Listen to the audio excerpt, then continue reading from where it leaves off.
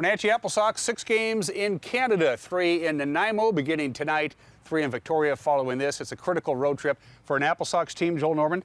That is all things considered after the weekend sweep, playing pretty good baseball. Best record in the West Coast League. Just unfortunately not able to get that first half playoff spot, but season ends today. If the Apple Sox were to advance to the North Division Championship game, they'd have home field. And I think that's been the big motivation that the coaching staff has talked about, where you're not going to get the top seed in the first round, but you can have home field advantage in the second round if you have the best overall record compared to everyone else in your division. So a lot of meaningful baseball to be played ahead. Frankly, this team hasn't accomplished anything yet, and there's a lot of work to be done, but there's a lot to be smiling and happy about. Ironically enough, even though they didn't win the first half title, they now have the best record in the WCL North, because I think maybe what happened in Port Angeles last week kind of maybe put a little fire under their rear ends, because they came right out and showed their mettle on Friday, Saturday, and Sunday. I think sometimes you need a reminder, just to be humbled, something like that, grounded a little bit, and maybe that's what that series in Port Angeles was. Dan, I think it's cliche to say it, but I'm watching those games, and I didn't feel like at any point either one of those the Sox were going to lose, and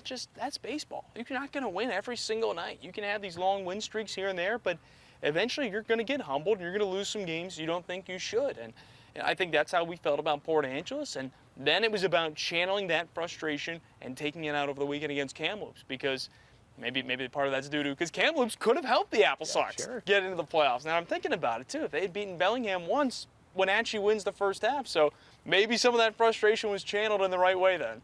We're going to lose our big power hitting first baseman. He's already gone. He's heading home. Easton Edmondson, so there goes 7. He led the league in home runs with 7, near the top in RBIs. That's a big bat that's disappearing. He deserves a break. I'm all for it. I get it. Yeah. He needs to go home and take a rest from baseball. What's going to happen with our first base position and all that offense going away? Yeah, for starters, an incredible season for Easton Edmondson. Tied for 3rd in a single season in Apple Sox history in home runs with 7. He had hit a slump in recent weeks, though, and I think when you see guys dramatically drop off the way that he did, it's not at all meant to be, distasteful to say, but I think that's a time where you say, let's shut him down. That's the right call. He's tired. He played a lot this spring. He starts school at the beginning of August. Go see your family, get some time off. And yeah, there's no doubt about it. We're losing our number 3 hitter and our most played position player to this point, but he'd had a couple of tough weeks, Dan. So I think it's a good time to really give him a break here, let him shut it down, and also see some other guys. I think fans really haven't gotten a full look at MJ Sweeney yet. This is the son of Mike Sweeney. If you're a Mariners fan or if a baseball fan from the 90s and 2000s, you should know who that is. And this kid is incredible. He's an incoming freshman at Texas, 6'6", Dan. We've seen him hit a home run in non-league play. I'm going to bet he's going to hit a couple here in league play coming up, because he's got the right swing. Once he feels like he gets the timing with the pitches, he's going to really start to cash in. Nanaimo is the hottest team in the league. They've won 6 in a row going into tonight's game with the Apple Sox.